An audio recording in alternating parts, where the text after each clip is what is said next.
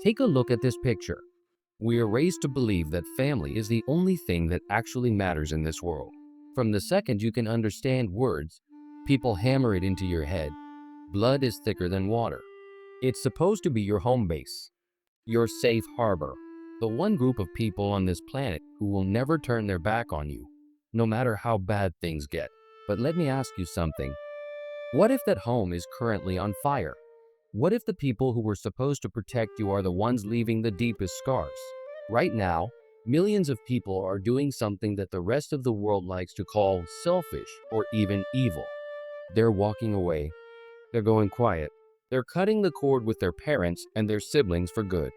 Most people look at that and call it a phase. They say you're being petty or mean. But they aren't seeing what's happening behind closed doors. This isn't about holding a grudge.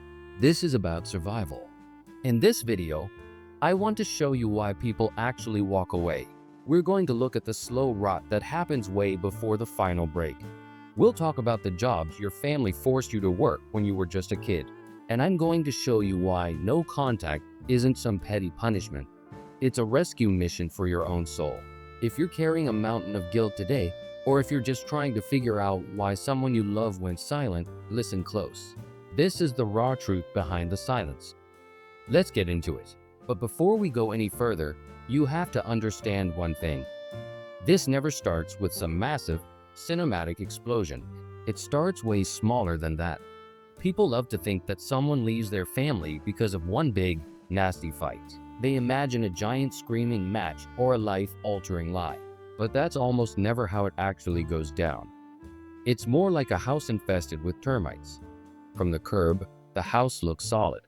You see the family eating dinner through the window. You see the happy photos posted on social media. But inside the walls, the wood is being turned to dust. Psychologists have a name for this: slow erosion. I just call it death by 1,000 tiny cuts. It's the joke. That was actually a mean-spirited jab at your weight or your job.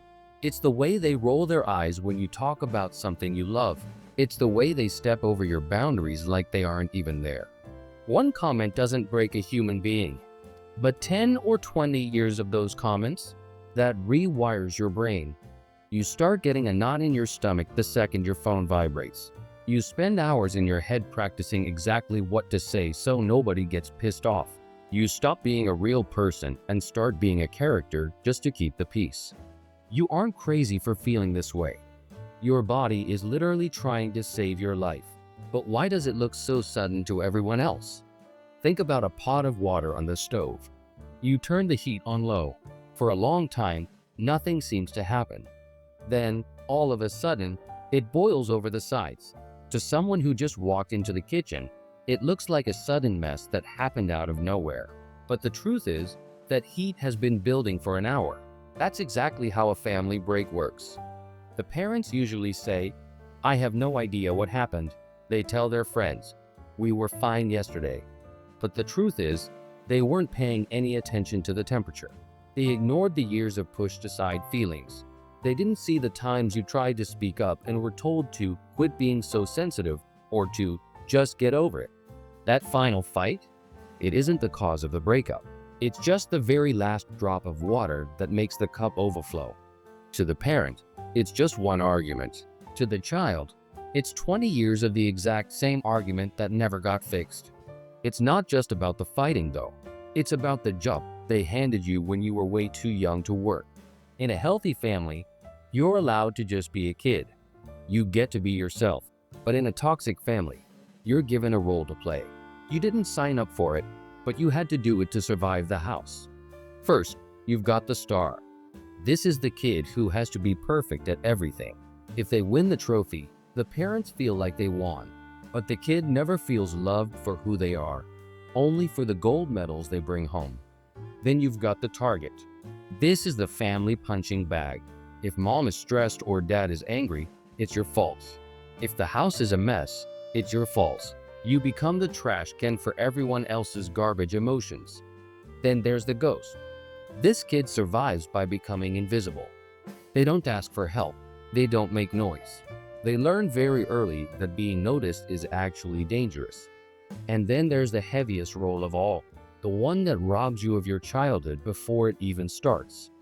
This is the little parent. This is the kid who had to take care of their own mom or dad. Maybe you had to sit there and listen to your mom's dating problems when you should have been doing homework. Maybe you had to be the one to calm your dad down so he wouldn't break something. You learn that love is something you earn by working. You learn that your own needs don't matter nearly as much as theirs. These roles are like cages. When you grow up and try to step out of that cage, the family gets furious. They don't want you to be a human being. They want you to go back to being the star or the target. Walking away isn't just leaving a house. It's quitting a job that was literally breaking your heart. But what if they didn't hit you? What if there was no yelling? What if the pain is actually about what they didn't do? Some wounds don't leave scars you can see in the mirror. I call this empty well pain. Imagine you're dying of thirst. You go to a well to get some water. You drop your bucket down, but it hits the bottom and comes up bone dry. You think, maybe tomorrow. You go back the next day. Dry. You go back for 10 years. Still dry. This is what it's like to have parents who can't give you actual emotional love.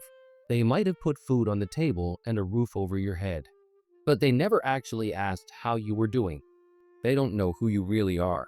You keep going back to them, hoping that this time they'll finally see you. You're waiting for them to say, "I'm proud of you," or "I'm sorry for how I acted." But they can't. They don't have the water. Most people don't leave because they're angry. They leave because they're tired of being thirsty. They finally realize that standing by a dry well is just a slow way to die.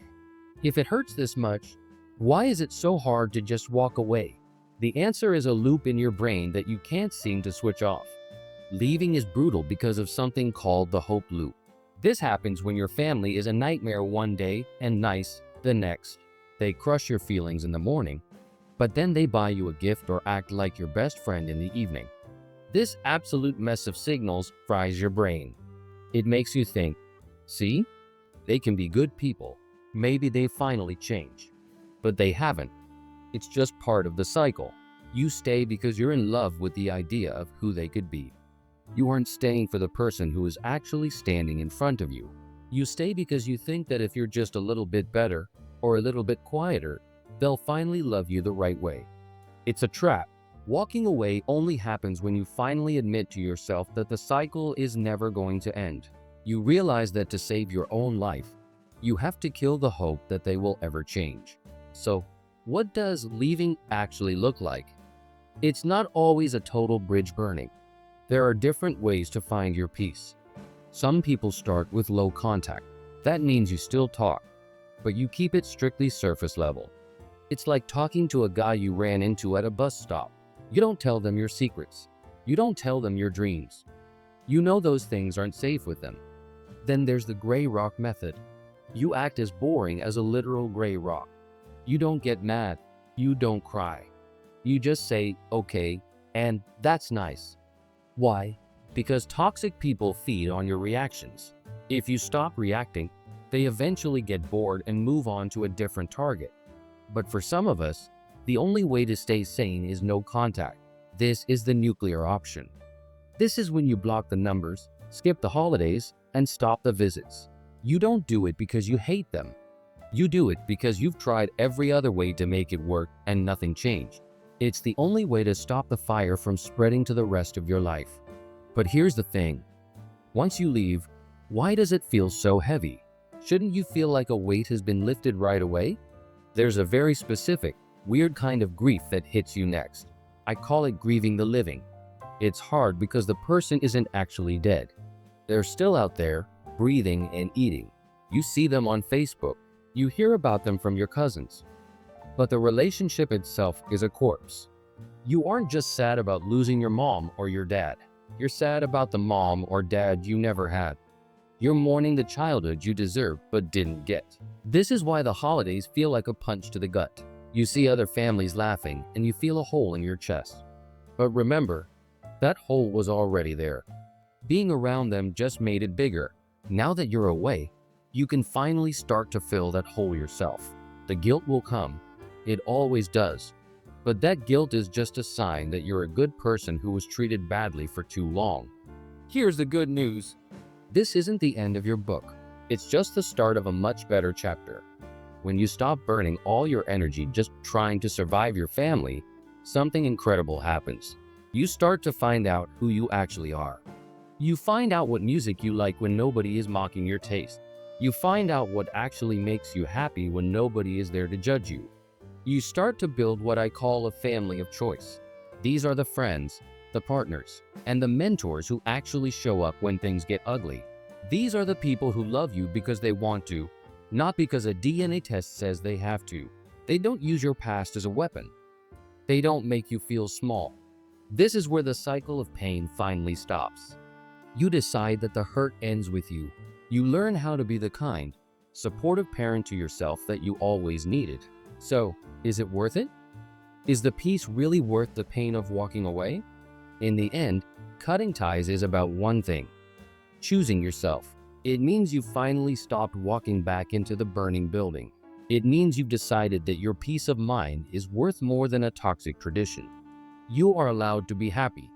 You are allowed to be safe. You are allowed to walk away from anyone, and I mean anyone, who makes you feel like you aren't enough. If you've already done this, or if you're sitting there thinking about it right now, I want you to know something. You are incredibly brave. It is 1,000 times easier to stay and keep getting hurt than it is to leave and be lonely for a while. But that loneliness is just the price of admission for your freedom. If this video made you feel a little less alone in the dark, please hit that subscribe button. We get into the heavy stuff here every single week. And if you're up for it, tell me your story in the comments. We're all here to have each other's backs. Take a deep breath today. You've earned the right to heal.